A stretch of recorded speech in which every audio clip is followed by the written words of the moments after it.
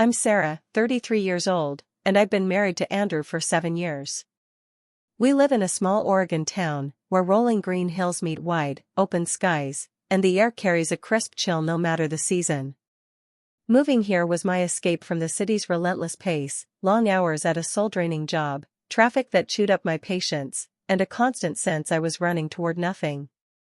This town, with its quiet streets and mornings scented with cedar, felt like a promise of peace. I wasn't chasing a fairy tale life, just a real one, a home where I could breathe, where I could plant roots and feel them hold. Standing on our porch that first evening, watching the hills glow gold in the fading light, I thought I'd found it. For years, I believed I had. Andrew is a quiet man, not one for sweeping romantic gestures but thoughtful in ways that grounded me. After dinner, he'd roll up his sleeves and wash the dishes, humming softly, a small smile on his face. Every grocery trip, he'd come back with my favorite chamomile tea, the exact brand, without me asking. Those little acts wove a sense of security around us, making our marriage feel solid, not thrilling, but enough. We'd sit together at dusk, the world slowing down, and I'd feel content, like I'd finally found a place to belong. But there was a shadow I couldn't shake, Grace, Andrew's older sister, 37, who lived alone in Seattle. She had a way of entering our lives like a sudden storm, leaving chaos in her wake. Her visits turned our quiet town into her stage. She'd dominate conversations, her laugh too loud, her stories sprawling, pulling everyone's attention to her. At first, I thought it was loneliness. She was unmarried, always chasing new jobs, new boyfriends, new dreams that never lasted. I tried to be kind, inviting her over, cooking her favorite lasagna, letting her ramble at gatherings to keep the peace. I told myself she just needed to feel included, that her need for attention was harmless. Andrew brushed off her behavior, saying, "That's just Grace," his voice light, as if her disruptions were a quirky trait, not a blade cutting into my moments. I wanted to believe him, to see her as eccentric rather than calculated. But the more she swept in, the more I felt my life shrinking, my joys overshadowed. Patience, I learned, has its limits, and mine was wearing thin. I didn't yet know that Grace wasn't just stealing attention, she was orchestrating a betrayal that would unravel everything I'd built, forcing me to find a strength I never knew I had. Grace had a talent for making every moment hers. My wedding day, 7 years ago, was meant to be sacred, Andrew and I standing together, surrounded by love in a softly lit venue, my white dress trailing behind me. As guests raised their glasses for a toast, Grace stood abruptly, her voice cutting through the room like a siren. "I'm engaged," she shouted, hands clasped theatrically. Camera swiveled, flashes lit her beaming face, and the room buzzed with gasps and cheers. I stood frozen, my champagne glass untouched, forcing a smile as my moment slipped away. Andrew leaned close, whispering, "She's just joking, you know how she is." I nodded, but my chest tightened. "If it's a joke," I murmured, "when does it end?" Later, I learned she wasn't engaged, just craving the spotlight. My wedding became her announcement, and I was left a bystander in my own story. A year later, I earned a promotion to project supervisor after months of late nights and hard work. Andrew planned a small dinner at home to celebrate, the table set with care, my homemade lemon cake in the center. Friends laughed, glasses clinked, the mood warm, until Grace interrupted. "I've been thinking about writing a book," she announced, unprompted, her voice drowning out the chatter. The room turned to her, questions flowing as she spun tales of her upcoming novel. She talked for an hour, detailing characters and plots no one had asked about. My cake sat untouched, the reason for the gathering forgotten. Later, I pulled Andrew aside, voice shaking. "She always does this." He chuckled, brushing it off. "Sweetheart, that's just Grace. She doesn't mean anything by it." I swallowed my frustration, but the hurt lingered, sharp and unyielding. Last Thanksgiving, I poured my heart into hosting our first gathering since renovating the kitchen. I spent a week planning, fresh herbs, a turkey I'd brined myself, stuffing learned from Andrew's mother over a video call. The table was perfect, candles flickering, the scent of sage in the air. Grace arrived an hour late, sparkling in a red dress, her smile too wide. "Sarah, so sorry," she said, not sounding sorry at all. Before I could carve the turkey, she turned to the guests. "I made the final casting round for a reality show," she declared, arms wide. The room erupted. "Wow, that's incredible." And my carefully planned dinner became her stage. Guests swarmed her, asking about auditions, cameras, fame. My turkey grew cold, my effort invisible. I looked to Andrew, hoping he'd say something. He just nodded, smiling. "You did it, Grace." I bit my lip, feeling erased in my own home. My birthday in January was meant to be simple, a cozy night with close friends, wine, and a chocolate cake I'd baked.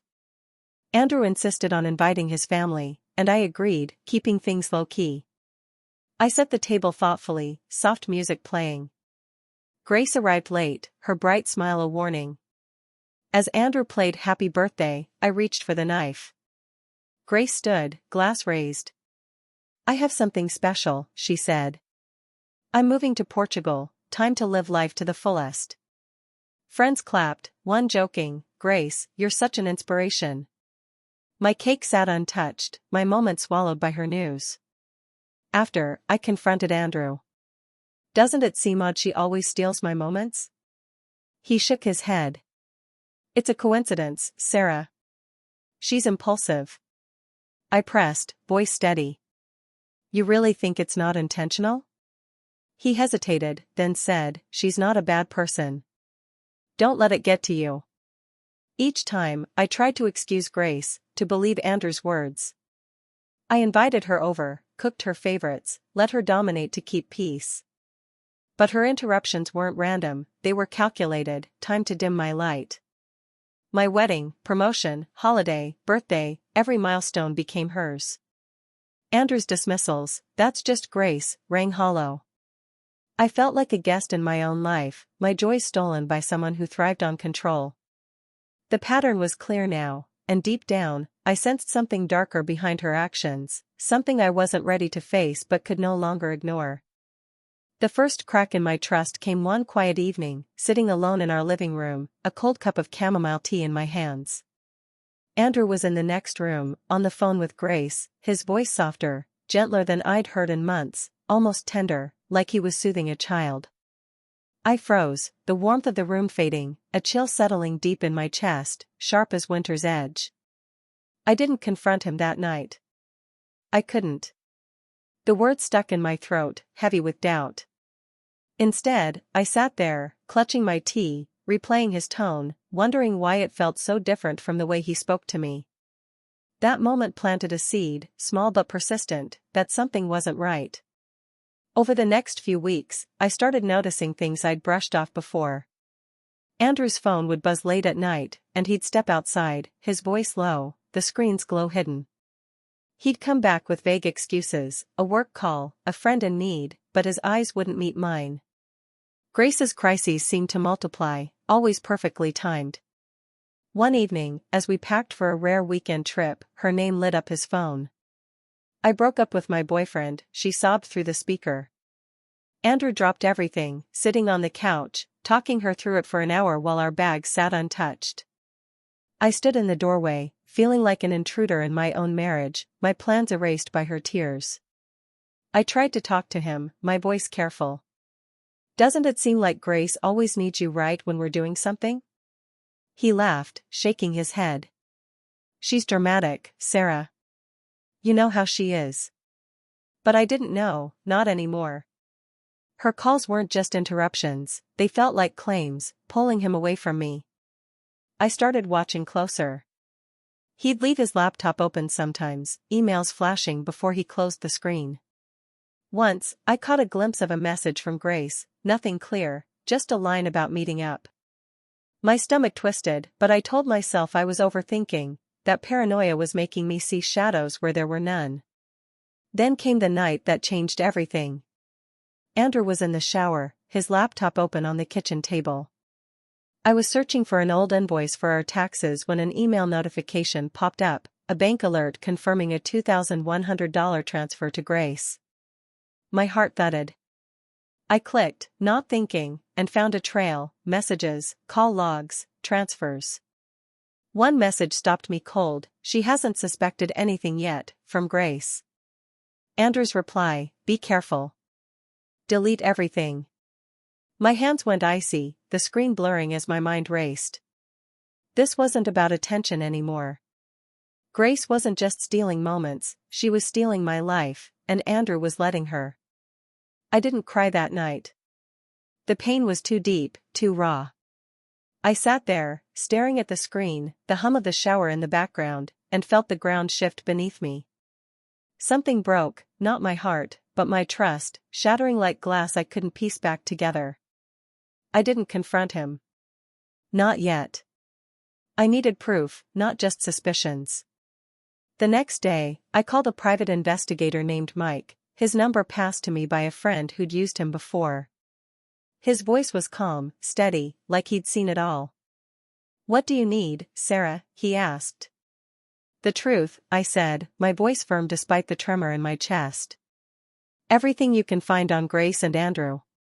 He paused, then said, give me a week. I hung up, the seed of suspicion now afire, burning quietly, ready to light up the truth. That night, as Andrew showered, I sat at the kitchen table, his laptop open, searching for a tax invoice. An email notification flashed, a bank alert confirming a $2,100 transfer to Grace. My pulse quickened, fingers hovering over the mouse.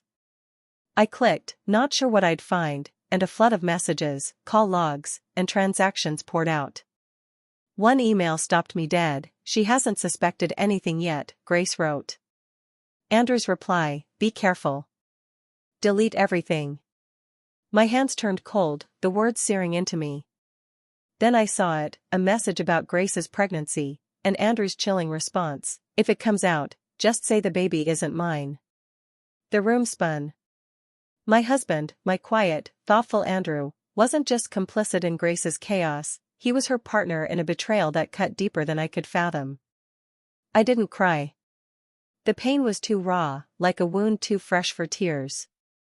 I sat there, the shower's hum fading into a dull roar in my ears, my mind piecing together the truth. Grace wasn't just stealing my moments, she was stealing my life, and Andrew was helping her. My marriage, the home I'd built, the peace I'd found, it was all a lie, propped up by his small gestures and her calculated interruptions. I closed the laptop, hands shaking, and grabbed my coat. I stepped into the cold, rainy Oregon night, the damp air biting my skin. For over an hour, I walked aimlessly, the rain soaking my hair, my thoughts clearing with each step. I wouldn't beg, I wouldn't break. I needed proof, undeniable and sharp, to cut through their deception.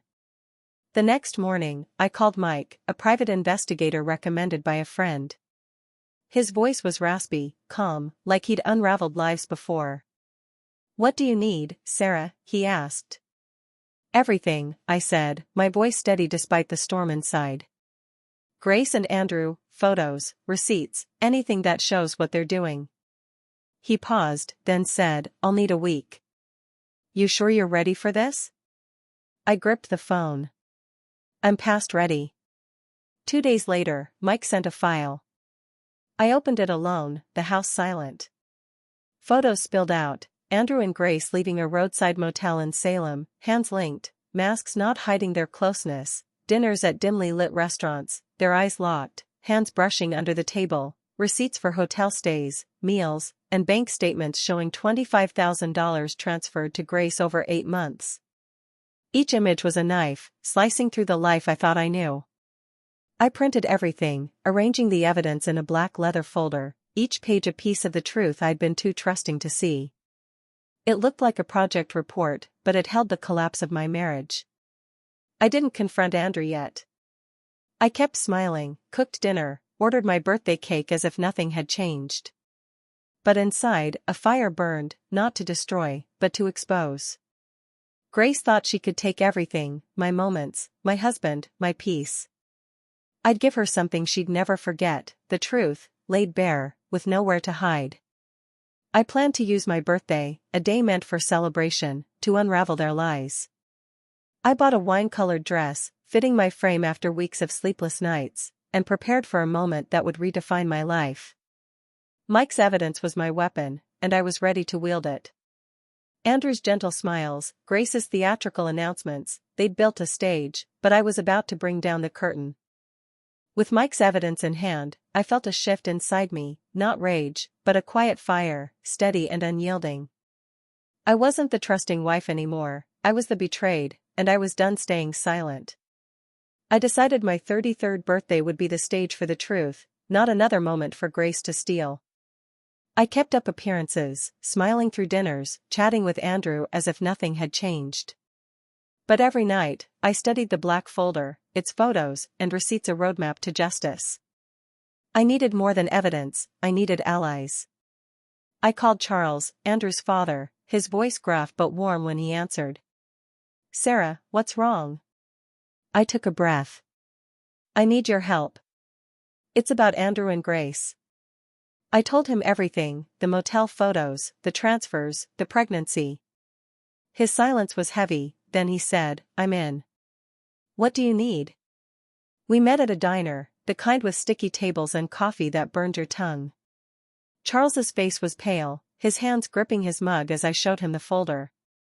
"She's my daughter," he whispered, "but this is wrong." He agreed to back me, to be there when I confronted them. I needed more, though, someone who knew Grace's tricks. Lena, my best friend, had mentioned a rumor about Grace ruining a coworker's life. "I know someone," Lena said over coffee, her voice low. "Dana. She's ready to talk." I met Dana at a quiet cafe, her eyes tired, cheeks sunken. "Grace destroyed me," she said, voice trembling. "Fake letters, doctored photos, I lost my job, almost my kid." Her story mirrored mine, and she handed me a notarized statement, detailing Grace's lies from years ago. I called Mike again. "Keep digging," I said. "Anything on Grace, past schemes, legal issues." He chuckled, raspy. "You're building a case, aren't you?" I nodded, though he couldn't see. "I'm ending one." I planned the confrontation carefully. My birthday party would be intimate, friends, family, a chocolate cake I'd bake myself. I'd invite Grace, knowing she'd come, unable to resist the spotlight. Charles would be there, Dana too, their presence a silent weight. I bought a wine-colored dress, its fit sharp against my frame, thinned by sleepless nights. It wasn't vanity, it was armor. I rehearsed my words, picturing the moment I'd lay out the folder, each photo a truth Grace couldn't dodge. Andrew's shrugs, her fake smiles, they'd crumble under the evidence. I wasn't seeking revenge, I wanted clarity, for everyone to see who they really were. The plan was set, the fire in me burning brighter, ready to light up the lies. My 33rd birthday was meant to be quiet, a cozy evening with close friends, soft jazz, and a chocolate cake I'd baked myself. Andrew insisted on hosting, promising to handle everything, guests, decorations, food. "Just enjoy," he said, his smile warm but fleeting. The house glowed with yellow light, piano music drifting through the air. I wore my wine-colored dress, its fit sharp, a shield against the weeks of sleepless nights. Friends arrived with small gifts, their laughter warming the room. Grace walked in late, her floor-length white dress catching the light, her smile too bright, like she'd rehearsed it. I braced myself, determined not to let her steal this night. Charles and Dana were there, their presence a quiet strength, ready for the moment I'd planned. As I reached for the knife to cut the cake, Andrew raised his phone for a photo. Grace's voice cut through the music. "Wait. I have big news." My heart sank. She placed her hands on her belly, beaming. "I'm pregnant." The room erupted, friends clapped, shouting, "Congratulations." I froze, the knife hovering, knowing the truth, the baby was Andrew's. I glanced at him, he shrugged, mouthing, "She loves surprises." But I was done with surprises. I set the knife down, my hand steady, and tapped my glass, the chimes sharp. "Everyone," I said, voice calm but firm, "I have something to share too." I pulled out the black folder, its weight heavy with truth. "Grace, congratulations," I said, pausing as eyes turned. "But who's the father?" The room went silent, like a switch had flipped. I opened the folder, sliding out a photo, Grace and Andrew leaving a Salem motel, hands linked. A friend gasped, "What's this?" I laid out another, them at dinner, hands touching under the table, then bank statements showing $25,000 transferred to Grace. Messages followed, "She hasn't suspected yet," from Grace, "Andrews, be careful." I kept my voice even. "If this is fake, so are the bank records and hotel cameras." I placed the folder on the table. "Anyone can check." Grace's face paled. "You made this up," she cried, stepping back. I met her eyes. "The evidence speaks for itself." Lena grabbed the folder, flipping through, her jaw dropping. "Oh my God," she whispered. Andrew stood frozen, guilt etched on his face. Then Charles stormed in from the porch, his face red, fists clenched. "You disgrace," he roared at Andrew, swinging a fist that connected with Andrew's jaw. Andrew stumbled, blood trickling from his nose. Grace screamed, rushing to him. "Dad, stop." Neighbors peeked out, drawn by the noise. 2 patrol cars arrived, lights flashing. An officer stepped out. "What's going on?" Andrew, clutching his face, groaned, "He hit me." The officer turned to Charles. "Is that true?" Charles nodded, unflinching. "I did. No regrets." I stepped forward, voice steady. "I'm his wife." Charles reacted to a betrayal, my husband and his sister. Grace snapped, "This is personal." But Andrew shook his head. "I won't press charges. I just want to leave." The officer nodded. Grace helped Andrew up, but he pushed her away, his eyes cold. "Don't touch me." They climbed into his car, headlights cutting through the dark as they sped off. I stood on the porch, the spring breeze cool. Charles touched my shoulder. "You're not alone," he said. Back inside, I picked up the knife. "Shall we cut the cake?" A faint laugh broke the silence, like sunlight after a storm. I sliced the cake, knowing this was just the beginning. The morning after my birthday confrontation, I woke to a silent house, the weight of last night's truth lingering like fog. I thought the worst was over, but Grace wasn't done. At 6:43 a.m., my work inbox pinged with an anonymous email, no subject, just one line, "So you think you've won?" Attached were photoshopped images, me in staged meetings with a male coworker, paired with fake texts implying misconduct. My hand shook as I scrolled, each image a stab at my career, my name. Grace wasn't just fighting back, she was trying to ruin me. By 8 a.m., I walked into the office, latte in hand, my quarterly report under my arm. The normalcy felt fragile. Mr. Gordon, head of HR, knocked on my door, his face stern. "Sarah, conference room. Now." The room was cold, with Mr. Gordon, a legal rep, and a board member waiting, papers spread out. "We've received anonymous emails," Mr. Gordon said, voice flat. "They accuse you of harassment, misusing funds, and creating a hostile work environment." My heart dropped. "This is all fake," I said, gripping the table. "Who sent them?" He hesitated. 3 unverified addresses, with screenshots and a statement from a former colleague. I nearly spilled my latte. "I've done nothing wrong." The legal rep nodded. "We're investigating, but you're suspended for now. It'll take weeks." Leaving the room, my mind spun, like ice water had been dumped over me. Coworkers' stares followed me, their whispers sharp.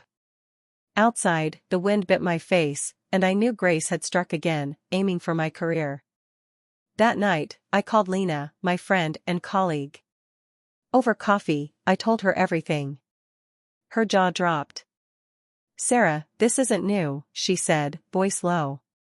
"I heard Grace did this before in Seattle, ruined a coworker with fake accusations. The woman lost everything." I froze. "Who was she?" Lena leaned in. "Dana. She'll talk."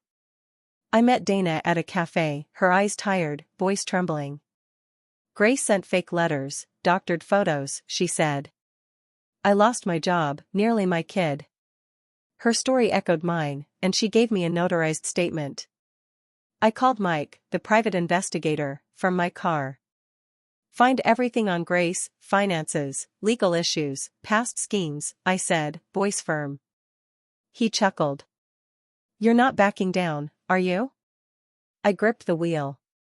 Not this time. Grace thought she could destroy me with lies. I'd fight back with the truth, and I wasn't alone anymore. Grace's email attack lit a fire in me, but I needed more than Dana's story to fight back. I needed the full scope of her past. I called Mike, the private investigator, his raspy voice steady on the line. Dig deeper into Grace, I said, my voice low but firm. Legal records, finances, old relationships, anything she's hidden. He paused, then chuckled. You're building a war chest, Sarah. I'll need 3 days. I hung up, staring out my window at the gray Oregon sky, the weight of Grace's lies pressing down. She wasn't just a manipulator, she was a predator, and I was done being prey. 3 days later, Mike sent a hard drive and a thick folder, delivered to my doorstep in a plain envelope. I met Charles at an old bar on the town's outskirts, the kind where the jukebox hummed faintly and the air smelled of stale beer. We sat in a corner booth, the folder between us, the hard drive glowing faintly in the dim light. I hope I'm wrong, I said, opening it. Mike's findings were chilling. Traffic cam footage showing Grace near a reported stalking incident she'd blamed on an ex, with police records proving she sent the anonymous letters herself, photos of her leaving a law office she'd accused of harassment, holding a thick envelope, legal documents from a defamation lawsuit she'd settled quietly years ago.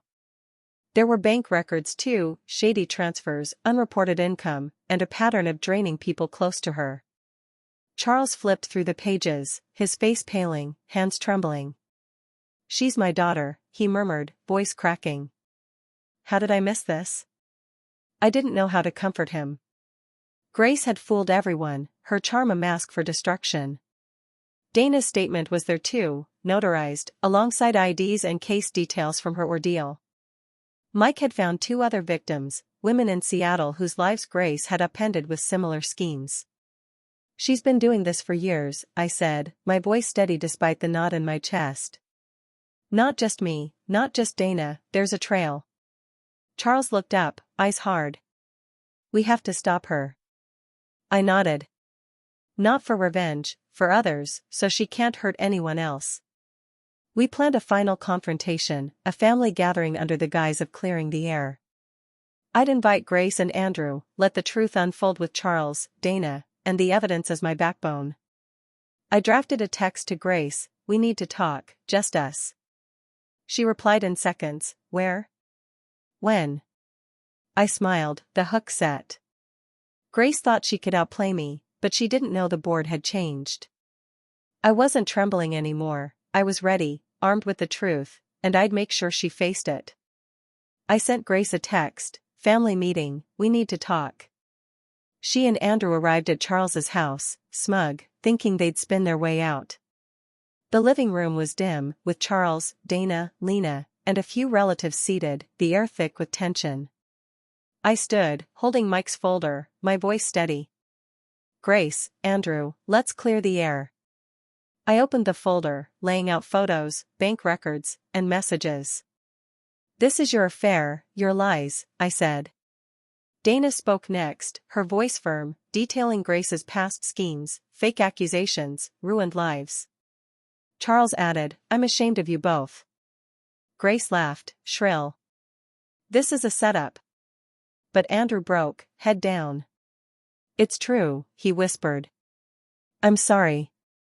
Grace's face twisted, and she screamed, you're all against me. She stormed out, slamming the door. The room exhaled. I'd exposed her, not for revenge, but for truth. She was done controlling me. HR cleared me, apologizing, and I was promoted to project director. Grace's lies unraveled, lawsuits piled up, social media exposed her schemes. Andrew lost his job, living alone in a motel.